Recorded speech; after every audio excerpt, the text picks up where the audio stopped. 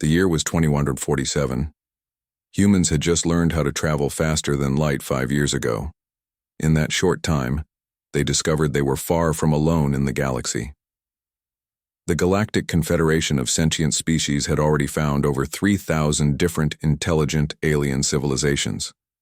To these advanced aliens, humans were just newcomers, emotional, unpredictable, and not very important in galactic politics. The Confederation had strict rules for dealing with new species like humans. They wanted to slowly bring Earth into their community without causing problems. Most aliens saw humans as interesting but primitive creatures who needed guidance and supervision. Alan Mitchell stood alone by the large viewing window of the alien ship called Harmonious Integration. He watched the stars streak by as the massive vessel moved through space. At 52 years old, Alan was a retired Navy SEAL who had become a diplomat. He was tall, with broad shoulders, short gray hair, and deep wrinkles around his eyes from years spent squinting in desert sun and ocean glare. Most Confederation species preferred to deal with scientists or career diplomats from Earth. But the United Earth Council had insisted on sending someone with real experience in tough situations. Alan was their choice, despite objections from several alien representatives. "Commander Mitchell, you are requested on the command deck," said a soft voice from hidden speakers. The ship's AI spoke perfect English, one of the few comforts aboard this very alien vessel. Alan straightened his blue diplomatic uniform and left his small quarters. He walked through curved hallways designed for beings with different body shapes than his.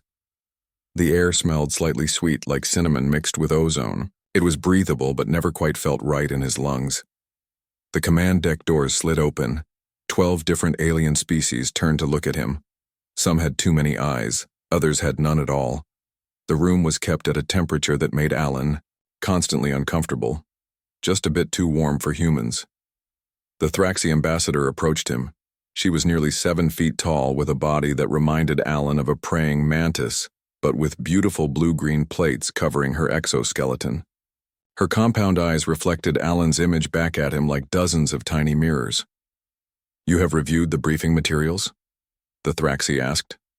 Her mouth parts didn't move much when she spoke. The translator implant behind Alan's ear converted her clicks and whistles into English. "Yes, Ambassador. We're approaching the Cygnus Arm to meet with the Drakari Empire," Alan replied. The Vulparian science officer joined them. He looked almost like a fox walking on 2 legs with intelligent eyes and rust-colored fur. "The Drakari have rejected 16 previous diplomatic missions," he said. "Our probability models give this mission a 12% chance of success." Alan nodded but said nothing. He had learned that most Confederation species were uncomfortable with silence and would fill it with additional information if he waited long enough. "The Drakari are deeply territorial," continued the Vulparian, right on cue. "They respect strength above all else and find our peaceful methods lacking. They consider the Confederation weak." The Thraxi ambassador's antennae twitched in what Alan had learned was irritation. "We employ diplomacy because we are civilized, not because we are weak. The Drakari are primitive in their worldview." Alan fought back a smile. For all their advanced technology and talk of inclusion, many Confederation species held the same prejudices about primitive cultures that humans did. They just aimed those prejudices at different targets. "Perhaps that's why you included Earth in this mission," Alan suggested. "Maybe the Drakari will respond better to a primitive species like mine." The command deck grew awkwardly quiet. The Meridian diplomat, a being made of what looked like translucent blue gel, rippled in what might have been embarrassment. The Thraxi ambassador recovered quickly. "Your species offers unique perspectives, Commander Mitchell. The Confederation values diversity of thought." "Of course," Alan said with a small smile. He had spent enough time with these aliens to know when they were being diplomatic rather than honest. A series of musical tones filled the room, and a holographic display appeared in the center of the command deck. It showed a massive fleet of ships arranged in perfect geometric patterns. "The Drakari diplomatic escort has arrived," announced the Vulparian. "As expected, they've brought a military presence far exceeding diplomatic necessity. The ships in the display were angular and predatory-looking, covered in what appeared to be weapon systems. Even Alan, with his limited knowledge of alien technology, could tell they were built for war, not peace. "They're hailing us," said one of the smaller aliens at a control panel. The hologram shifted to show a reptilian face. The Drakari had scales, in shades of red and gold, with vertical pupils and yellow eyes. Bony ridges protected those eyes and sharp teeth gleamed when the alien spoke. "Confederation vessel," the Drakari said in a rumbling voice that made Alan's translator implant vibrate uncomfortably. "This is Ambassador Zex Kaltar of the Drakari Empire. You will follow our lead vessel to the designated meeting coordinates. Any deviation will be considered hostile action." The transmission cut off before anyone could respond. The Meridian diplomat rippled anxiously. "Such aggression does not bode well for negotiations." "On the contrary," Alan said. "They're establishing dominance, testing to see how we respond to pressure. It's actually a good sign they care enough to try intimidating us." The Thraxi ambassador turned to study him. "Explain this assessment, Commander." "If they truly didn't care about these talks, they wouldn't bother with shows of force. They'd simply ignore us," Alan said. "This posturing means they're interested, just unwilling to appear eager." The Vulparian's ears twitched forward. "An interesting perspective. Your species' understanding of confrontational psychology may prove useful after all." As the Confederation ship followed the Drakari escort toward the meeting place, Alan continued to watch the alien fleet through the viewing window. In his 20 years as a SEAL, he had learned to read intentions from how potential enemies moved. The Drakari ships maintained perfect formation, with no wasted movement or energy. "They're disciplined," he noted to himself, "hierarchical. They value order and precision." These were things he could work with. These were things he understood. What Alan didn't yet realize was that in the coming days, the aliens of the Confederation would see sides of humanity they had never witnessed before. His presence on this mission would change how every species in this part of the galaxy viewed humans forever.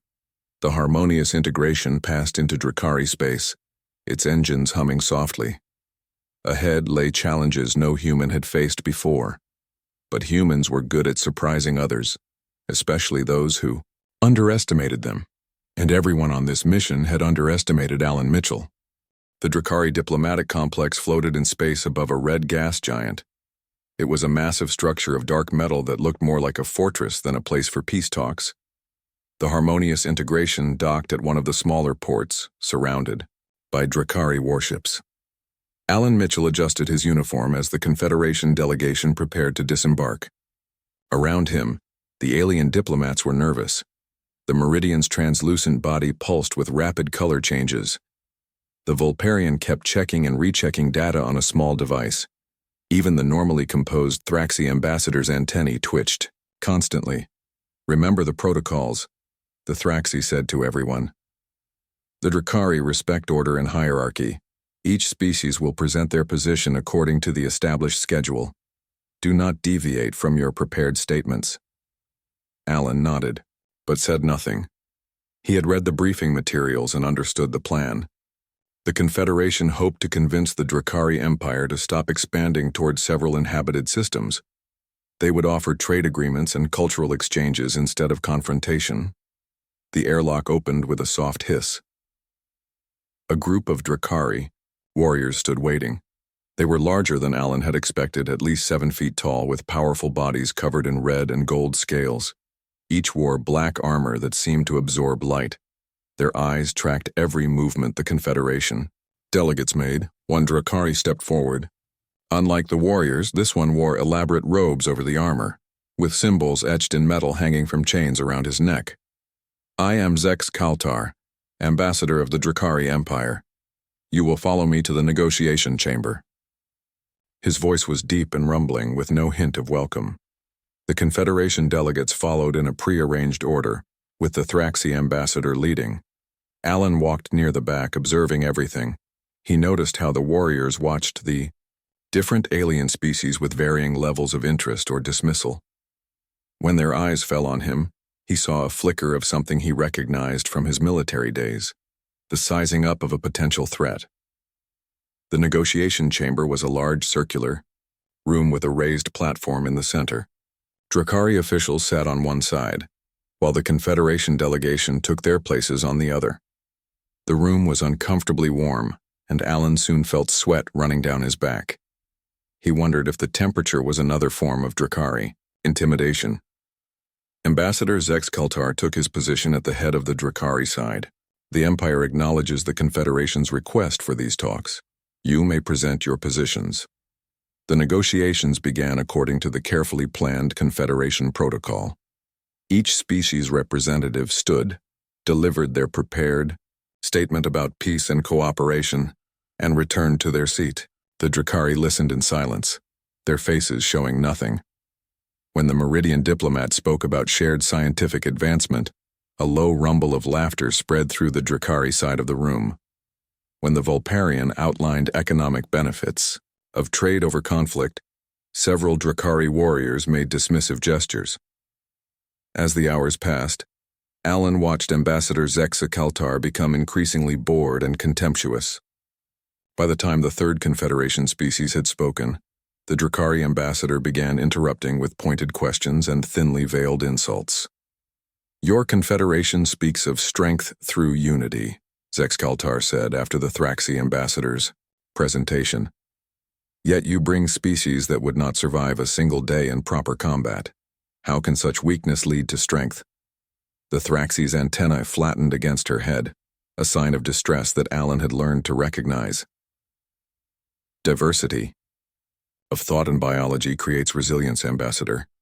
Military prowess is only one form of strength, the only form that matters, Zexa Keltar replied, causing murmurs of agreement from the other Drakari. By the time Alan's turn approached, the atmosphere in the room was tense.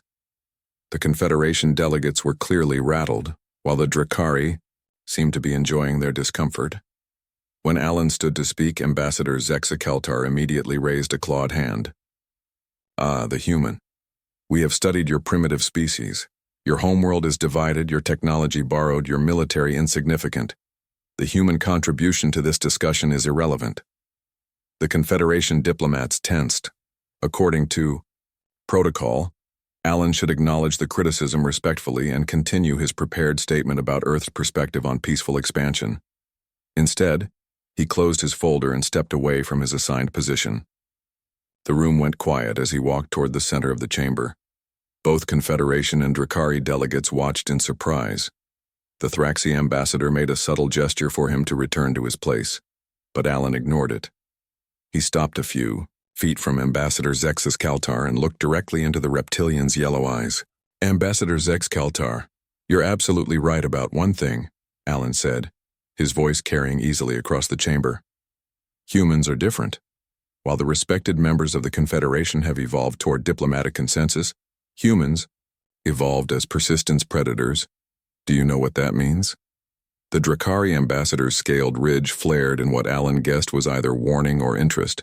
Several warriors shifted positions, hands moving closer to weapons at their sides. It means when we want something, we don't give up, Alan continued. Not when we're tired, not when we're outmatched, not when victory seems impossible. Alan maintained unwavering eye contact with the reptilian diplomat. This was a technique he had used in countless hostile negotiations on Earth. Never show fear, never break eye contact first. Your people value strength. I respect that. But true strength isn't about who has the biggest fleet or the most advanced weapons. It's about who's still standing when everyone else has given up. The chamber was completely silent now. Even the Drakari warriors were watching with interest. Behind him, Alan could sense the shock of the Confederation delegates at his departure from protocol. In ancient times on Earth, when two leaders disagreed, sometimes they would settle matters through personal challenge rather than risk their people in war. Alan smiled slightly. I propose such a challenge, Ambassador. A test of strength and will between us. The room erupted in whispered conversations. The Thraxi ambassador rose from her seat, clearly alarmed. What kind of challenge do you propose, human? Zexa Keltar asked, leaning forward with new interest. A simple contest called arm wrestling. Our arms locked, each trying to force the other's hand down to the table. No weapons, no tricks, just pure strength and endurance.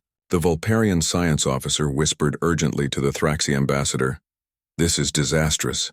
The Drakari have twice the muscle density of humans." But to everyone's surprise, Ambassador Zexicaltar stood. He towered over Alan, his powerful frame making the human look small by comparison. His mouth opened in what might have been a smile, showing rows of sharp teeth. "I accept your challenge, human. When I defeat you, your confederation will agree to withdraw completely from the disputed systems." The Thraxi ambassador quickly intervened. "That was not an authorized proposal." "And when I win," Alan interrupted, "the Drakari Empire will agree to attend a full month of serious negotiations, with respect shown to all delegates." Zexcaltar's eyes narrowed, then he laughed, a sound like rocks tumbling down a hillside. "Agreed.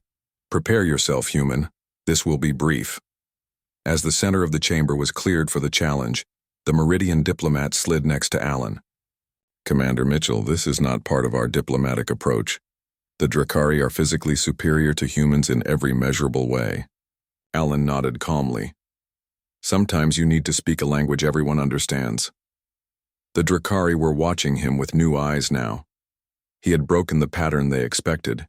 He had surprised them. And in doing so, he had done something no other Confederation species had managed to do in 3 days of talks. He had earned their attention. The center of the diplomatic chamber had been cleared. A simple metal table was brought in, positioned so everyone could see.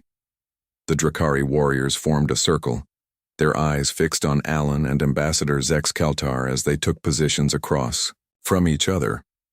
Alan rolled up his sleeve. His arm, while muscular, looked thin and pale compared to the Drakari ambassador's limb. Zexcaltar's scales gleamed under the lights as he removed his ceremonial robe, revealing powerful muscles underneath. "The rules are simple," Alan explained. "We grip hands. On the signal, we each try to force the other's hand down to the table. The first one to touch the surface loses." Zexcaltar nodded. "Begin when ready, human.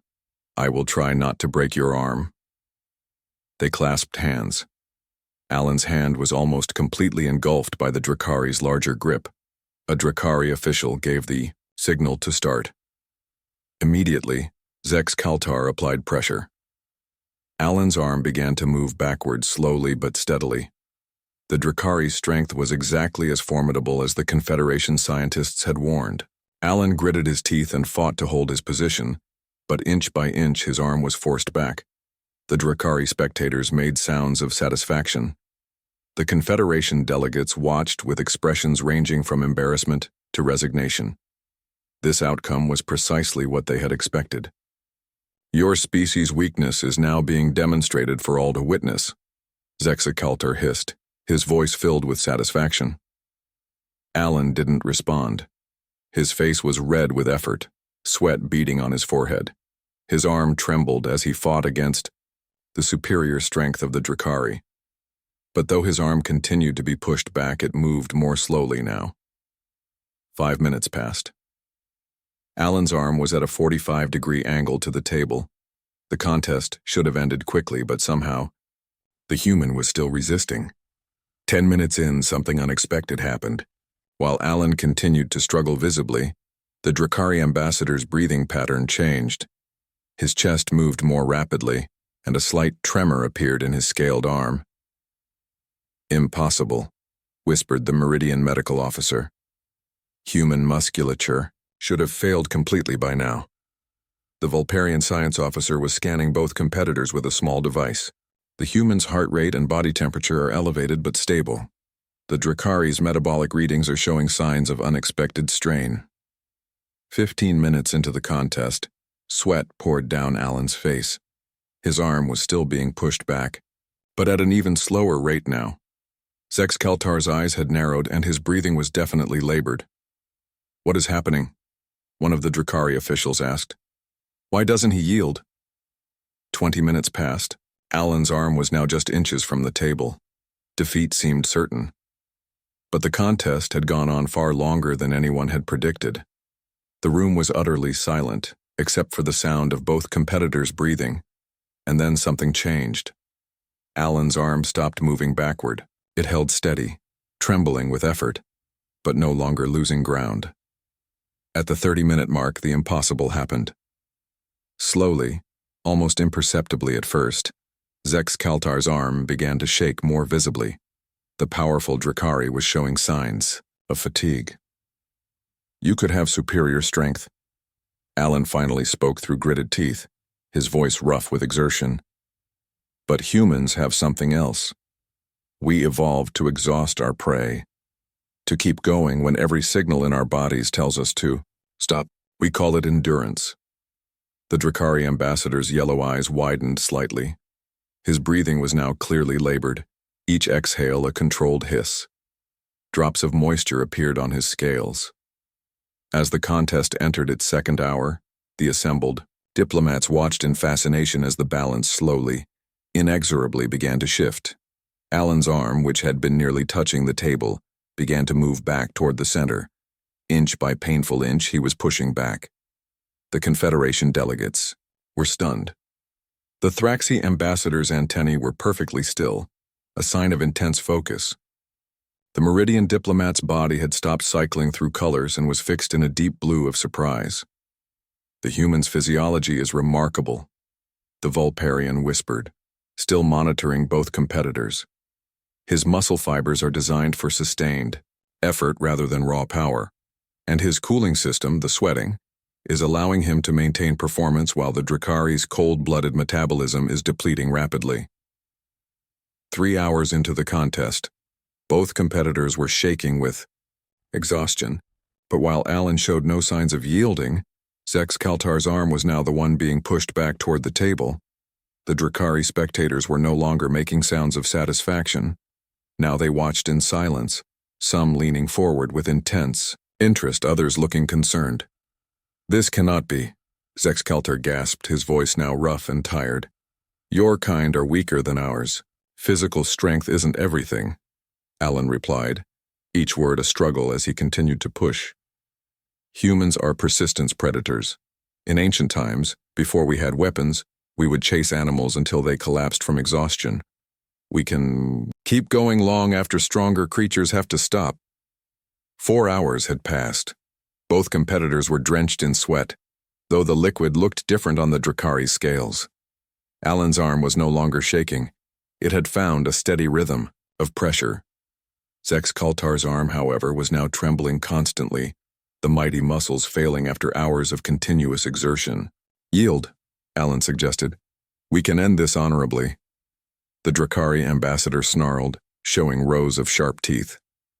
Drakari do not yield, but his body betrayed him. With a final push from Alan, Zex Kaltar's hand hit the table with a dull thud. The contest was over. An unprecedented silence fell across the chamber. No one moved. No one spoke. Both Confederation and Drakari delegates stared in disbelief. Alan stood slowly, his arm hanging limply at his side. He bowed slightly to Ambassador Zex Kaltar, a gesture of respect to a worthy opponent. "Your strength is impressive, Ambassador, far greater than mine. But sometimes victory goes to the one who can endure the longest." Zex Kaltar rose to his full height, towering over Alan. For a moment, tension filled the room as everyone wondered how the proud Drakari would respond to this unexpected defeat. Then, to everyone's surprise, the ambassador placed his fist against his chest in what appeared to be a Drakari salute. "The human speaks truth," he announced to the chamber. "There is strength in endurance as well as power." He turned to Alan. "You have earned the respect of the Drakari, Commander Mitchell. As agreed, we will attend 1 full month of serious negotiations." As the Drakari filed out of the chamber, the Confederation delegates surrounded Alan. The Thraxi ambassador's antennae were twitching rapidly. "Commander Mitchell, you violated 17 diplomatic protocols," she said. "You risked the entire mission on a physical contest that, by all scientific measure, you should have lost." Alan rubbed his sore arm, wincing. "Sometimes you have to step outside the usual rules to make progress." The Vulparian approached, His ears perked forward in excitement. Remarkable. We have clearly underestimated human physiological capabilities. Your endurance is extraordinary. It's not just physical, Alan explained. Humans are stubborn. We don't like to give up, even when logic says we should.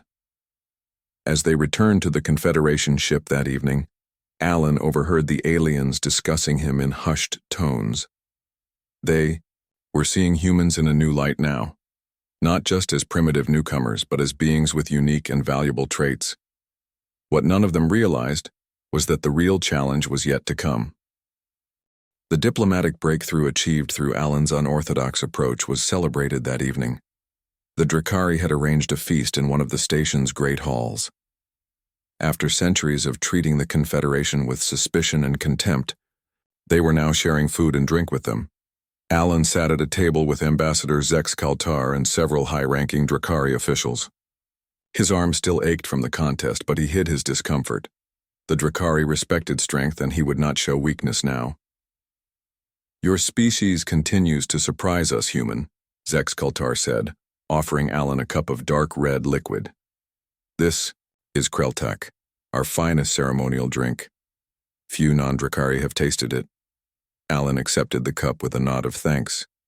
He had learned that among the Drakari, refusing a drink was considered deeply insulting. He took a small sip and managed not to cough as the liquid burned down his throat like fire. Zex Kaltar laughed, a sound like rocks sliding down a hill. It has a certain bite, yes? Reminds me of something we call whiskey back on Earth. Alan replied with a smile, though perhaps a bit stronger. Across the hall, the Confederation delegates were mingling with Drakari officials. The atmosphere was still tense, but it was a vast improvement over the open hostility of their arrival. The Thraxi ambassador was deep in conversation with a Drakari military commander, while the Vulparian science officer was examining some Drakari technology with obvious interest. Tomorrow we begin real negotiations, Zex Kaltar said. My people, respect your victory, but do not think it will make us weak in our positions regarding the disputed territories. I would expect nothing less, Alan replied. Strength is important to your people, but so is honor. We won't ask for concessions you can't give.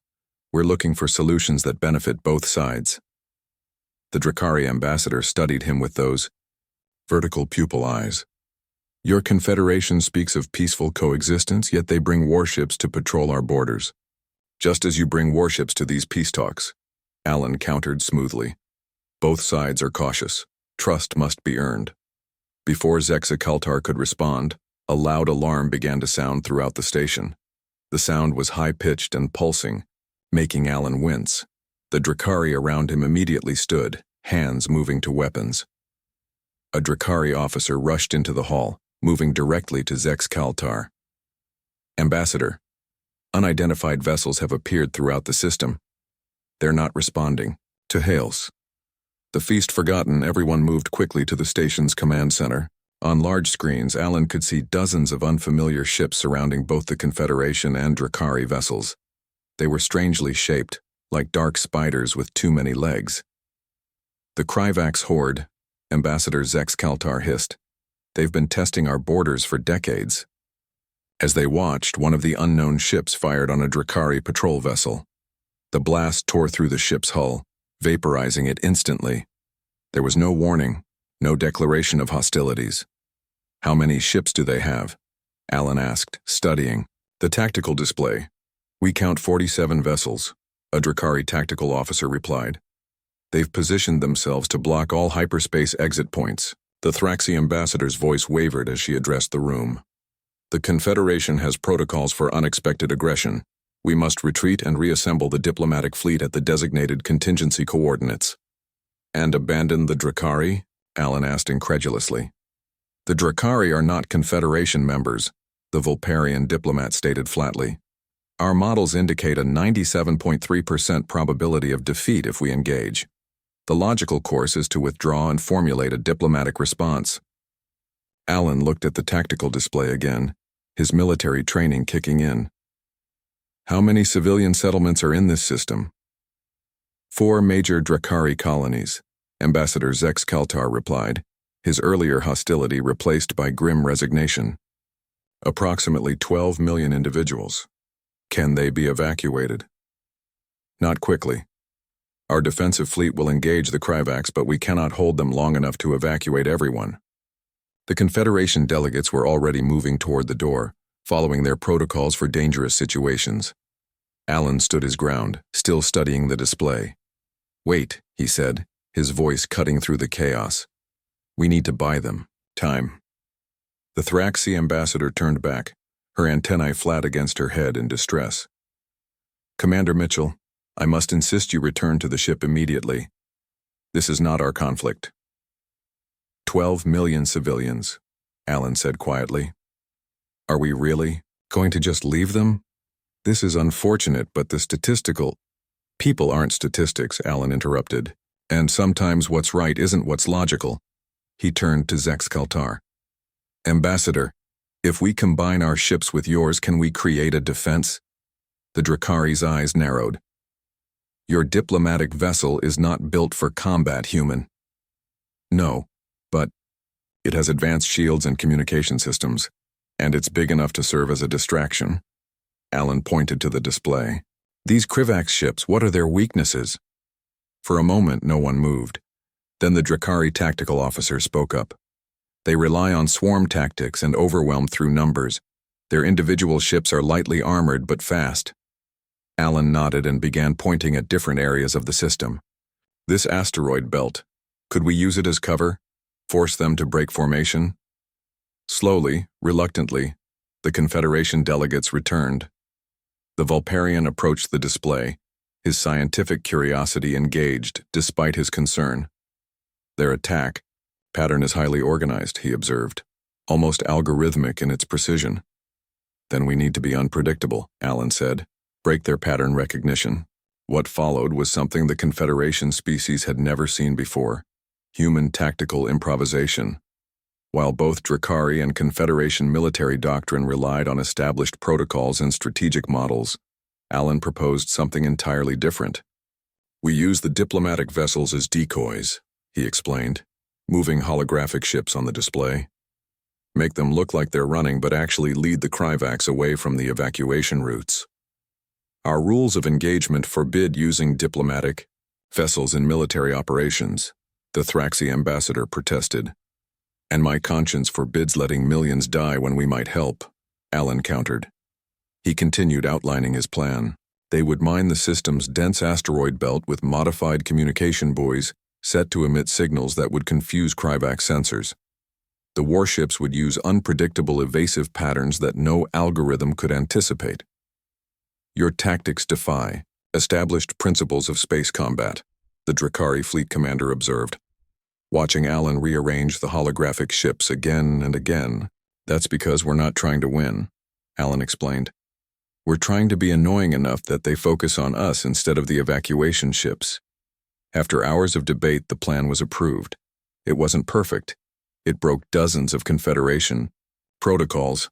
It would certainly result in damage to their ships, but it gave the civilians a chance. As the combined fleet prepared to execute Alan's strategy, Zex Kaltar approached him. "I misjudged your species, human," the Drakari admitted. "I thought you weak when I first saw you. Even after our contest, I thought you merely stubborn. But now I see something else." "What's that?" Alan asked, reviewing final details on a tactical pad. "Courage," Zex Kaltar replied simply. "You have no obligation to help us. Your Confederation would leave.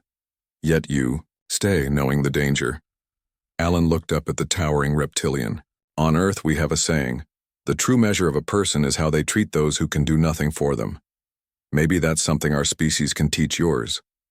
As alarms sounded throughout the station and crews rushed to their ships, Alan knew the real test was just beginning.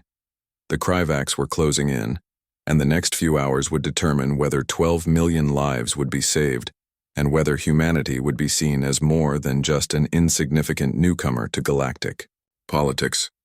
For 3 days, the combined diplomatic fleet executed Alan's unconventional strategy. The harmonious integration and 2 other Confederation vessels acted as decoys, making seemingly random jumps through the system to draw Kryvax ships away from evacuation routes. The Drakari warships protected the civilian transports, fighting when necessary but avoiding direct confrontation with the main Kryvax fleet. Alan hadn't slept more than a few hours in those 3 days. He moved between the command center of the diplomatic vessel and the Drakari tactical station, coordinating efforts between the two forces that had never worked together before. On the second day, a Kryvax blast had hit the Harmonious Integration's lower deck. Alan had helped extinguish the fires himself, his uniform still bearing scorch marks. 3 Confederation crew members had been injured, but thankfully, none had died. The Meridian diplomat floated next to Alan as he studied the latest tactical display. Her translucent body pulsed with colors of concern and exhaustion. "The evacuation is 62% complete," she reported. "But our shields are failing. We cannot maintain this strategy much longer." Alan nodded grimly. "We just need to hold for one more day. The Drakari reinforcements should arrive by then." Across the command center, the Vulparian science officer was working with a Drakari engineer to modify their shields. The fox-like alien looked up, his fur singed from repair work. "Commander Mitchell, your tactic of using the asteroids to scatter their formation has been remarkably effective. The Kryvax algorithms cannot adapt to the unpredictable debris patterns." A loud alarm sounded as another Kryvax attack hit the ship. The lights flickered, and everyone grabbed something to keep their balance. "Shields at 24%, reported a Confederation officer. "We have hull breaches on decks 4 and 6. Seal those sections and reroute power from non-essential systems," Alan ordered. Though he had no official command role, the crew had begun following his instructions days ago. Even the Thraxi ambassador now deferred to his judgment in this crisis. The tactical display showed 5 Kryvax ships closing in on their position. Their spider-like vessels moved in perfect coordination, preparing for another attack run. "Prepare to execute evasive pattern Delta," Alan said. "On my mark." But before he could give the order, the Thraxi ambassador approached, her antennae rigid with tension. "Commander Mitchell, the Confederation Council has sent direct orders. We are to withdraw immediately, regardless of the evacuation status." Alan stared at her in disbelief. "We can't leave now. There are still millions of civilians on those colonies. The order comes from the highest level. Our diplomatic vessels were never meant for this kind of engagement. We have already exceeded all safety parameters." For a moment, Alan was silent, weighing his options. He had no actual authority to overrule the Confederation Council. He was technically just an advisor, a representative from a minor species that had only recently joined galactic society. "If we leave now, how many Drakari will die?" he asked quietly. The Vulparian consulted his datapad. Based on current evacuation rates and Kryvax attack patterns, approximately 4 million individuals would be at risk. 4 million lives.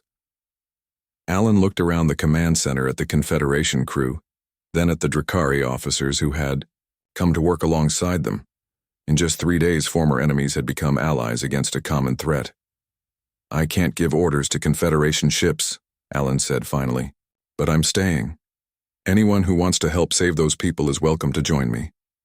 The Thraxi ambassador's antennae flattened against her head. "This is highly irregular, Commander. You would defy the Council?" "I would do what's right," Alan replied simply, "even if it means standing alone." But he didn't stand alone. The Vulparian stepped forward first. "The scientific value of human decision-making under pressure is most fascinating. I believe further observation is warranted." The Meridian diplomat's body glowed with bright determination. 4 million lives outweigh diplomatic protocols. I will stay as well." One by one, both Confederation crew members and Drakari officers voiced their support. The Thraxi ambassador looked around the room, her compound eyes reflecting the determined faces surrounding her. "I will inform the Council that we experienced communication difficulties," she said finally. "Their orders were unclear, and we felt compelled to continue the mission." Alan nodded his thanks, then turned back to the tactical display. "Let's make this count. Prepare evasive pattern Delta, and ready the modified shield harmonics." For another full day they fought, retreated, and distracted the Kryvax forces. The harmonious integration took heavy damage. 2 Drakari warships were destroyed protecting evacuation vessels, but slowly, steadily the civilian ships escaped to safety. On the 4th day, as their shields were about to fail completely, the sensors picked up new signatures emerging from hyperspace. Drakari reinforcements have arrived, announced a tactical officer, his voice filled with relief. The massive Drakari battle fleet moved into the system in perfect formation. The Kryvax, suddenly outnumbered, began to retreat. Within hours, they had disappeared back into the depths of space from which they had come. In the aftermath, as damage reports were compiled and the injured treated, Alan stood at a viewing window, watching the stars. He was exhausted, his uniform torn and dirty, his body aching from days of stress and injury. Ambassador Zex Kaltar found him there. The Drakari looked equally tired, one arm bandaged from a wound he had received leading a defense team. "The final evacuation ships have reached safety," the ambassador said. 12 million of my people are alive because of your actions." Alan nodded, too tired to speak. "My government has sent a message," Zex Kaltar continued.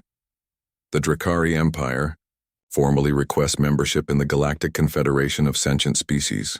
This news made Alan turn in surprise. Membership after centuries of refusing?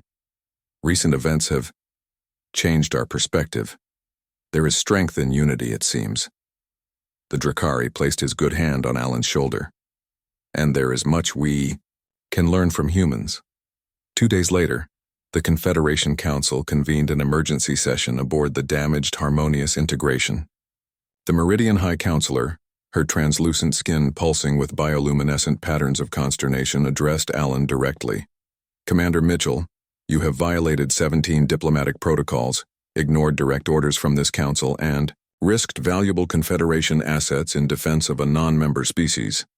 Alan stood at attention, awaiting the formal reprimand that would likely end his diplomatic career. "And yet," the Meridian continued, her patterns shifting to a frequency, denoting thoughtful reconsideration, "you have achieved what a century of formal diplomatic engagement could not. The Drakari Empire has formally requested membership in the Confederation." The council chamber was filled with representatives from both the Confederation and the Drakari Empire. All eyes were on Alan. "We have misunderstood humanity," the Thraxi ambassador said, her antennae moving in complex patterns. "We saw your species' emotional responses as primitive, your individualism as inefficient, your adaptability as lack of specialization. We were wrong. Humans possess qualities that cannot be measured by our traditional standards," added the Vulparian science officer. "Your empathy drives you to help others at personal risk. Your creativity finds solutions where logic sees none. Your determination persists when probability suggests surrender." Ambassador Zex Kaltar stepped forward. "The human demonstrated what our culture values most, not just strength, but strength with purpose. When facing the Kryvax, he did not calculate odds of success. He simply determined what needed to be done and did it, regardless of personal risk." As Alan listened to these words, he realized that in just a few days, he had changed how these ancient civilizations viewed humanity. No longer were humans seen as primitive newcomers to be guided and managed. Now they were recognized as valuable allies who brought unique perspectives to galactic society. "The Confederation has voted," announced the Meridian High Counselor. "Humanity will be granted full membership status with all rights and responsibilities therein. And you, Commander Mitchell, will lead a new joint task force to integrate Drakari forces with our own." As the assembled delegates applauded, Alan thought about how far they had come from that first tense meeting. Through a contest of strength, a battle for survival, and a moral stand, one human had proven that his species had something valuable to offer the galaxy. And the aliens? They had finally met a human they weren't prepared for.